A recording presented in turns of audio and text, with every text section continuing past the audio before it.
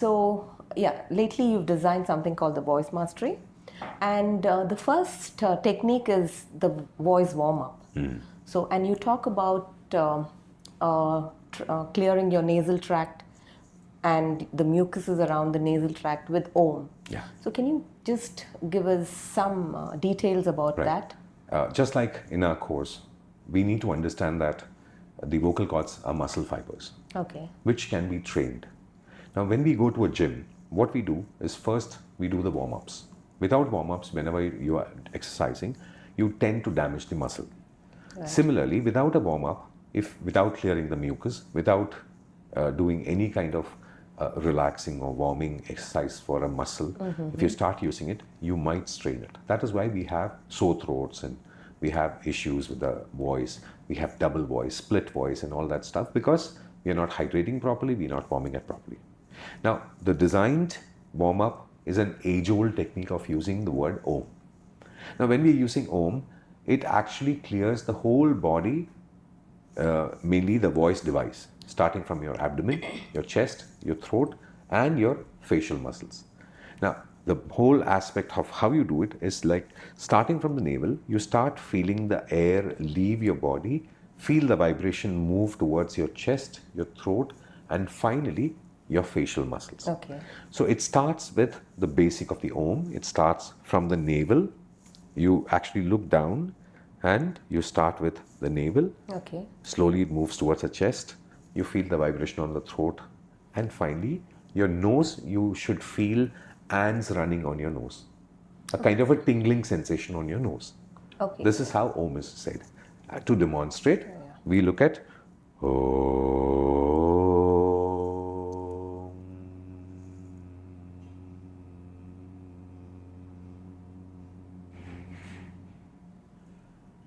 The final mer portion is extended to the maximum level because that's for the facial muscles. Okay. That's what we often use. Now take the word ka, gha. Ka. Yeah, these are throat sounds, Okay. right? Then you say cha, cha, cha. It actually uses the facial muscles. Okay. Then you say ta, da, ta. That uses your tongue and the palate. Okay. Then you have labiodental, ta. Then you have pa, only the lips. So if you take the Indian language, we are actually training the voice, the throat, then your cheeks, then your teeth, the labiodental portion, your tongue and the palate, then tongue and the teeth, then finally your lips. Okay. So the whole procedure of designing the language in India has been for voice training, and a person who speaks the language properly, he naturally tends to have a nice voice. So warming up along with understanding the language you're going to use will help you use your vocal device easily. Okay, so you also talk about Mao. So what is the difference between using the Mao and the Om? Okay. Now, when you look at certain aspects of our culture, we have misinterpreted it to be only religion based. Okay. As we call the Hindu, or as the Westerners call it Hindu, we call it the Sanatana Dharma. Sanatana Dharma actually means something which is valid for everyone forever. Okay. Sanatana Dharma, what you need to do. So in which the primordial sound Om is used. Even NASA is saying that the outer space, you hear the hum of the universe, which sounds more like Om. So when you have an objection in using the word Om, because it is related to a religion or a dharma, then it is okay be using the reverse of Om, where just the three sounds of Om are split and used, where you start by saying in which you're again using the same three parts, where the mer portion is extended, then you actually go deep to your throat, your chest, and then your navel. So it is a reverse. That is what the Westerners use for who is actually But what is they the use. impact the same with both? Yes and no, I would say. Because Om, the flow is easier. Ma'u, it sounds very reversed. It's like if you're playing a song forward, it sounds like a song. If you play it backwards, it sounds something else. That's all. But yeah, it produces the sound, it does the work. Okay, but you personally would prefer? I would prefer Om, Okay. but I would not insist for a person who would feel that, oh, that's against my ideology or belief. I don't want anyone to feel that voice training is a means to something else. No, voice training is to make the person good in his voice. That's all. Okay. And now the second technique is the breathing technique, where you use 4, 8, and 16, Yeah. and then you elongate it with the breathing. Yeah, okay. Now, explaining the breathing technique in level 1 and the voice gym, what we offer, we train the person to understand breathing pattern. Nobody has taught us to breathe. Yes. From the time we are born, we are breathing. A child is not taught how to breathe. But if you learn to breathe, then you can exhale slowly. You can control your breath. Those people who are doing yoga or those two people who are doing kalari, they actually learn to breathe. 4 stages of breathing: breathing in, holding, exhaling, and holding out. That's for kalari. In yoga, you do pranayama, different kinds of breathing for different purposes. Okay. For voice, we use it as a 4-8-16 technique where it doubles the inhalation, doubles the time compared to the inhalation, double the time you hold, and again double the time you exhale. That's the 4-8-16 technique. So if you're breathing in for 4 counts, you're holding for 8 counts and leaving for 16 counts. Okay. If you're breathing in for 5 counts, then you're holding for 10 counts and you're leaving for 20 counts. Okay.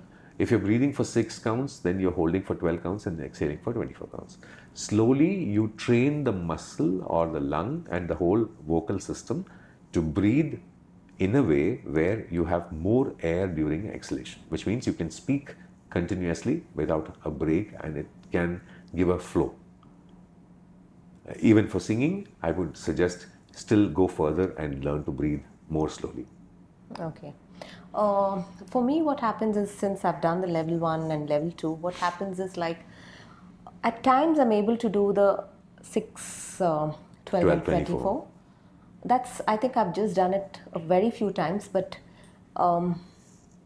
with 4, 8, and 16 also sometimes, 4, 8, and 16 also sometimes, although I've reached 24, sometimes when I do 4, 8, 16, it breaks at 12. Why does that happen? Yeah. If you actually observe your body, when you're tense, your breath becomes short. Okay.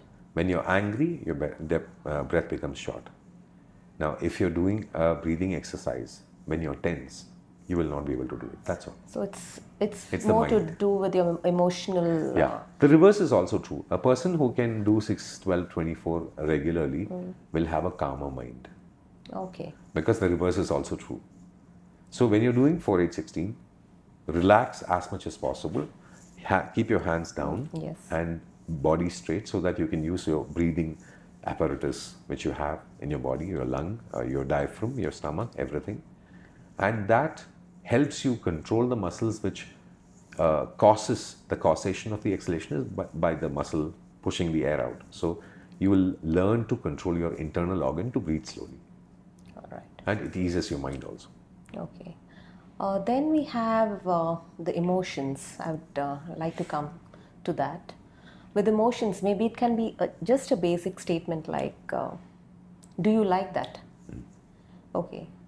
So how do you add emotions to that particular sentence, like... Or do you like that? Yeah. You want to take that example? Yeah. Okay, fine. Now, emotions can be divided into 3. 1 neutral, 4 positive, and 4 negative. Yes. That's the Navarasa, as per the Indian system, Navarasa, Yes. the 9 different emotions. Now, these are the basic emotions. Mix of emotions are also possible, but first understand the basic emotions. Now, do you like that? In a peace form, my breath will be normal and I would say, do you like that? Do you like that? No emotions. If I'm taking it to the positive side, I increase the air and say, if I'm talking about love as an emotion, then it would be more like, do you like that? Do you like that? That'll be the love part. If I'm adding emotion of happiness, hey, you like that? Okay, I'm so- actually smiling and increasing the air. Surprise, hey, do you like that? That's the excitement or surprise. And when I take it to veerarasa or courage or valor, I would actually say, do you like that? Where I becoming a king or a god, Okay. like that. Now, when you go to the negative side of it, the negative emotions, it actually less air. So if I become sad, do you like that? Okay. The air is less. If I'm angry, do you like that? Actually, I'm just increasing the volume, reducing the air. Disgust, do you like that? Right? I'm doing disgust. And the final one is fear. Oh, do you like that? So all emotions can be expressed any sentence. The only question is, do you understand the emotions? Are you using more air for positive and less air for negative? Okay. Okay, I'd come back to that. Love and okay, let me come back to kindness. How do you bring kindness into that? Kindness can be a variation of love, right? Yes. And if you're feeling sorry, then it's a mix of emotion of sadness and love. Yes. So it's a mix of emotion, right? Yeah, it's a Kindness. mixed emotion. Yeah. So there, the whole question, kindness, I want to help you. Ah, okay. You're feeling sorry for that person. Yeah. Okay. Last question. So, okay, then how do you bring jealousy there? Jealousy is more of disgust. And anger It's is more also. of disgust. Both negative emotions. Yes. So how would you say that? Reduce the air. Give me a statement. Of The jealousy. same thing. Which is, Do you like that? so, oh, do you like that? So I'm actually using disgust and anger, reducing the air. And it's a milder emotion. Okay. Compared to anger, it is a milder emotion. Okay. So maybe I don't like that person, and my friend says that okay, Oh, she likes it. She likes that. She likes that. So I'm asking, oh, do you like that? Yeah. So being subtle is more important than being allowed about it. Okay. Okay. Thank you, doctor. You're welcome.